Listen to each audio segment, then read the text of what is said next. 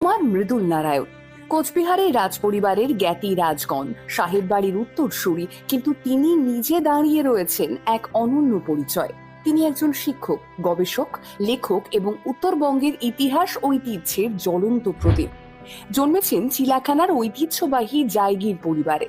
পূর্বপুরুষেরা ছিলেন কোচবিহার রাজ্যের সুবাদেও। সাত পুরুষ এই পদে ছিল। তার বড় ঠাকুরদা ছিলেন মহারাজা জগদীপেন্দ্র নারায়ণের সময়ে তুফানগঞ্জের সাম্মানিক ম্যাজিস্ট্রেট। এই বংশের প্রথম সুবা কুমার কন্দর্প নারায়ণ। মহারাজা রূপনারায়ণের সময়কালে প্রশাসনিক ব্যবস্থা দেখার পাশাপাশি রাজ্যের পূর্ব অংশের নিরাপত্তাও তাঁকেই দেখতে হতো।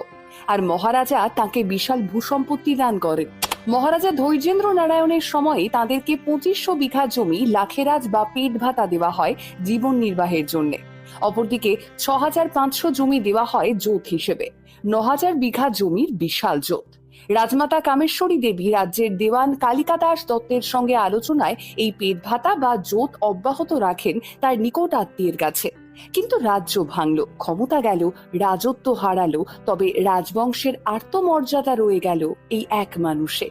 আজও সাহেব বাড়িতে হয় রাজকীয় দেবী ভবানী পুজো, পালিত হয় 300 বর্ষ পুরনো আচার অনুষ্ঠানের মাধ্যমে। তবে এসবের পেছনে রয়েছে এক অক্লান্ত প্রাণ, কুমার মৃদুল নারায়ণ। তিনি শুধুই আচার পালন করেন না, বাঁচিয়ে রাখেন ইতিহাসকে, চেষ্টা করেন ভবিষ্যতের দিকে তাকে ঠেলে দেওয়ার। না, শুধুই পুঁথি নয়, প্রতিটি প্রাসাদ, প্রতিটা পুকুর, প্রতিটি ভাঙা রেলিং ইতিহাসের নিঃশব্দ সাক্ষী। কুমার মৃদুল নারায়ণ বুঝেছেন রাজত্ব না থাকলেও ঐতিহ্যকে বাঁচিয়ে রাখার দায়িত্ব তাঁর। স্নাতকোত্তর করেছেন ইংরেজিতে, কিন্তু হৃদয় তাঁর ডুবে রয়েছে কোচবিহার রাজ্যের হারিয়ে যাওয়া কাহিনীতে। একাধারে শিক্ষক, আবার ইতিহাস গবেষক। তার লেখা বই কোচবিহার রাজবংশ এবং ঐতিহ্যের আলোকছটা, কোচবিহার রাজগণ বৃত্তান্ত, কোচবিহার রাজকথা, এই বইগুলো শুধুই তথ্য ভাণ্ডার নয়, বরং উত্তরবঙ্গের অমূল্য সম্পদ। তিনি শুধু লিখেই থেমে যান না, মাঠে নামেন, পায়ে হেঁটে যান ভাঙা পুকুরের ধারে, লোকের মুখে শোনেন হারিয়ে যাওয়া গল্প, পুরনো ছবি খুঁজে আনেন, লোক সংস্কৃতির শিকড়ে গিয়ে ছুঁয়ে আসেন ইতিহাসের প্রাণ। যখন অনেকেই ভুলে গিয়েছেন কোচবিহারের ঘোড়াশালা, খেলাঘর, রাজকুমার ইন্দ্রজিৎ নারায়ণের নীলকুঠি প্রাসাদ, তখন মৃদুল নারায়ণ একাই দাঁড়িয়ে রয়েছেন রক্ষাকর্তার ভূমিকায়।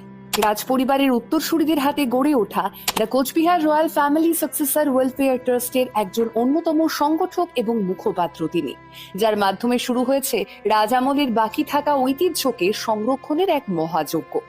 উত্তরের রাজবংশী সমাজ যখন ভাষা, সংস্কৃতি, ইতিহাস নিয়ে বারংবার উপেক্ষিত, তখন কুমার মৃদুল নারায়ণই গলা উঁচিয়ে বলেন, আমরা ছিলাম, আছি, থাকবো।